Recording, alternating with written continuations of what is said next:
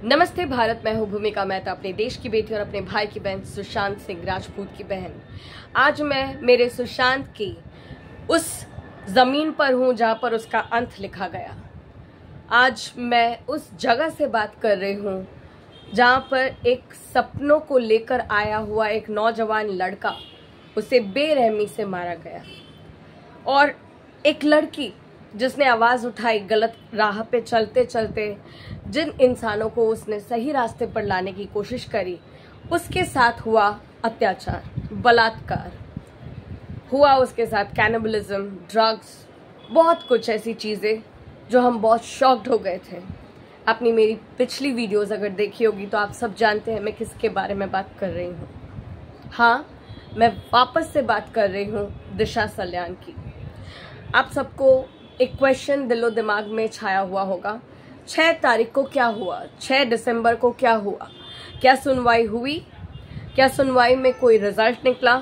तो आपको बता दूं कि हमारा नंबर था 27 एंड एज पर रिकॉर्ड्स हमने देखा है कि 5:30 बजे तक 27 नंबर आना बहुत ही मुश्किल है। We were prepared for it. हमें पता है कि उस दिन हमें सुनवाई का चांस नहीं मिलेगा, लेकिन अब यहाँ तक बात आ चुकी है कि हमारी आवाज़ उठाने के बावजूद लोगों ने इसे डीले करना शुरू करा है। कोई बात नहीं, हम तब तक लड़ेंगे जब तक ये केस सॉल्व ना हो जाए। हम हार नहीं मानेंगे और ना किसी को मानने देंगे। हम डंके की चोट पर लड़ेंगे। मैं आपको बताना चाहती हूँ कि 6 दिसंबर को सुनवाई नहीं हो पाई। फर्स्ट थिंग, 27 नंबर पे था, 5:30 बजे तक 27 नंबर नहीं आ पाया। और राइट, यहाँ पर बात होती है नेक्स्ट वीक की, लेकिन हमें डेट मिली है 17 जनवरी की। ये आप समझ सकते हो कि ये सोची समझी साजिश है या फिर एक क्रिएटेड मेस है। उनको ये लगता है कि 17 जनवरी को इस डेट को आगे बढ़ा देंगे तो हम शांत हो जाएंगे, हमारा गुस्सा ठंडा हो जाएगा, या राइट विंग वाले पीपल जो ट्वीट करते हैं, जो कमेंट्स करते हैं हमें चढ़ाने के लिए, हमें दिखाने के लिए अरे कुछ नहीं होगा, कुछ नहीं होगा, हमारा मोरल डाउन करने के लिए। तो कोई बात नहीं बंधुओं, दुश्मनों, घुसपैठियों, रेफ्यूजीज और इसी प्रकार के बहुत सारे पॉलिटिकल लोग्स हैं। सबसे पहला उद्धव ठाकरे और उद्धव ठाकरे का पिल्ला आदित्य ठाकरे। तो आप लोगों की बैंड बजना शुरू हो चुकी है। जब सुनवाई की कोई डेट आती है या लिस्ट हो जाता है ना, दैट मीन्स आप आरोपी चुने गए हो। तो जहाँ तक हम आपको बताना चाहते हैं कि ये आदित्य ठाकरे, जिसने बहुत पहले एक प्ली डाली थी, एक इंटरप्रिटेशन डाला था कि हमसे क्वेश्चन करने से पहले कृपया हमें भी सुन लिया जाए, उस बीच उसने इतने सारे अपने लिए ही मेस क्रिएट करे। पुल का आयोजन कर दिया जिस पुल का कोई परमिशन नहीं है, आप भाग गए, आप दंगे फसाद करने में व्यस्त हो, आप गोवा में किसी एक्ट्रेस के साथ व्यस्त हो। ऐसी काफ़ी सारी चीज़ें हुई है। एंड जहाँ तक बात आती है, लोगों ने ये क्वेश्चन करा, जो मेरी लास्ट वीडियो थी आप लोगों को बताया था मैंने कि social media information will not make any difference in the courts decision, ज़्यादा कोई आधारित नहीं होगी। तभी हम लोगों ने आपसे बात करी थी नीलेश ओझा जी की, जिन्होंने क्लियरली मेंशन करा है कि हमारे पास सिर्फ सोशल मीडिया इन्फॉर्मेशन नहीं है, हमारे पास रिकॉर्डेड है कि सोशल मीडिया में हमने ये इन्फॉर्मेशन दी है, but it is recorded with the police that mobile tower पे लोकेशन मिला है आदित्य ठाकरे, सूरज पंचोली एंड डीनो मौर्य का। अब इन लोग का तो खात्मा होना ही है, आज नहीं तो कल। हम इंतज़ार करते रहेंगे, हमारी जंग की जो डेस्टिनेशन है थोड़ी दूर पे है, लेकिन इसका मतलब ये नहीं कि हम हार मान जाए। दूसरी बात आपको बताना चाहती हूँ कि काफ़ी वक्त पहले जब हम लोग ने वीडियो बनाई थी, जब लोगों ने ये प्रश्न करा था कि ये सारी न्यूज़ जो आप बताते हो या दूसरे यूट्यूबर्स बताते हैं, वो सारी बातें न्यूज़ में क्यों नहीं आती है? तो न्यूज़ में क्या होता है ना कि आप किसी चीज़ों से बाउंडेड हो।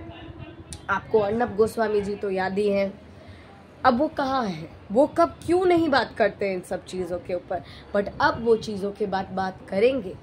क्योंकि जैसे कि हम लोगों ने आप लोगों से शेयर करा था कि 4 तारीख के बाद, 4 दिसंबर के बाद सारी बातें शुरू हो जाएंगी।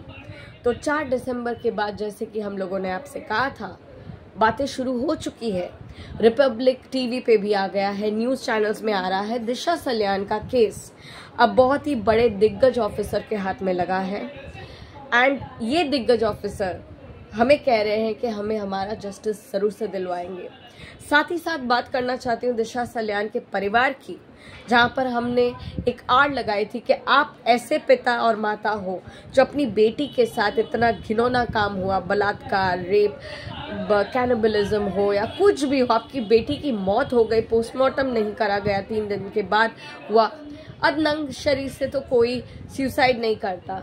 तो ये सारी बातें आई एंड आपको बता दूं कि अब भी बहुत रीसेंट एक interview, it was a sting operation you can say, where एक पिता को नहीं बताया जाता कि हम आपको लाइव कर रहे हैं या आपका रिकॉर्ड कर रहे हैं। क्योंकि काफ़ी बार होता है, ये बड़े दिग्गज जो पॉलिटिशियंस अपने आप को कहते हैं, ये उद्धव जैसे लोग, आदित्य जैसे लोग, वो अपना जिसको बोलते हैं ना, अपनी औकात पे आते हैं और कहते हैं कि मैं तुमको ये कर दूंगा, मैं तुमको ये कर दूंगा। डराया जाता है, धमकाया जाता है, जिसकी वजह से ये माँ बाप कुछ नहीं बोल पाते।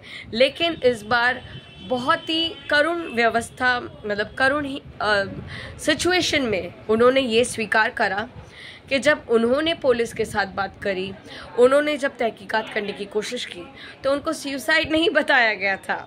Yes, point to be noted, उनको सुसाइड नहीं बताया गया था। उनको कहा गया था कि उनकी बेटी ने एक्सीडेंट हुआ है, उनकी बेटी एक्सीडेंटली गिर गई है।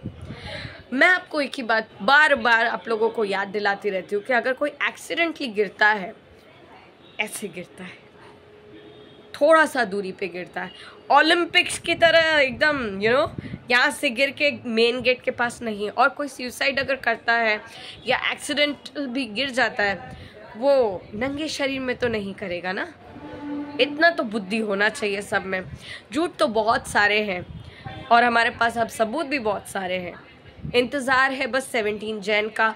अब 17 जैन के बाद और क्या आता है, मतलब इट्स लाइक 14 वर्ष का बनवास फॉर अस।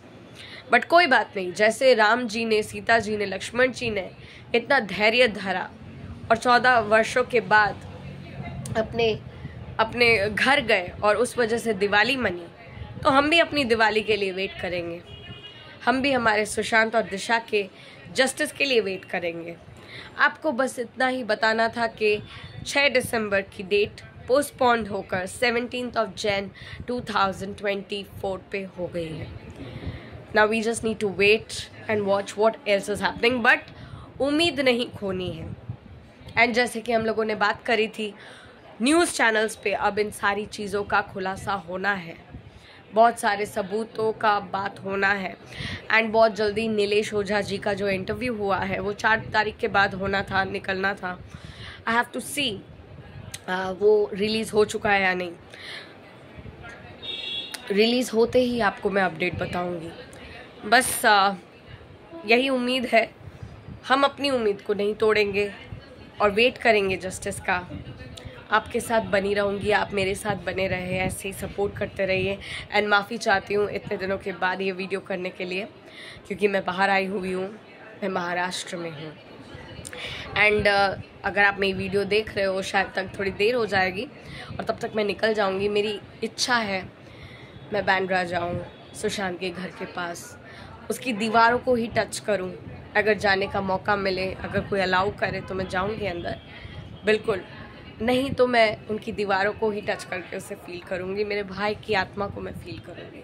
ऐसे तो वो मेरे साथ है, लेकिन बस एक उम्मीद है मैं देख पाऊँ। बस बने रहिए मेरे साथ, कोई भी अपडेट आने पर आप तक पहुँचाऊँगी। तब तक के लिए टेक केयर, आओ जो, जय हिंद।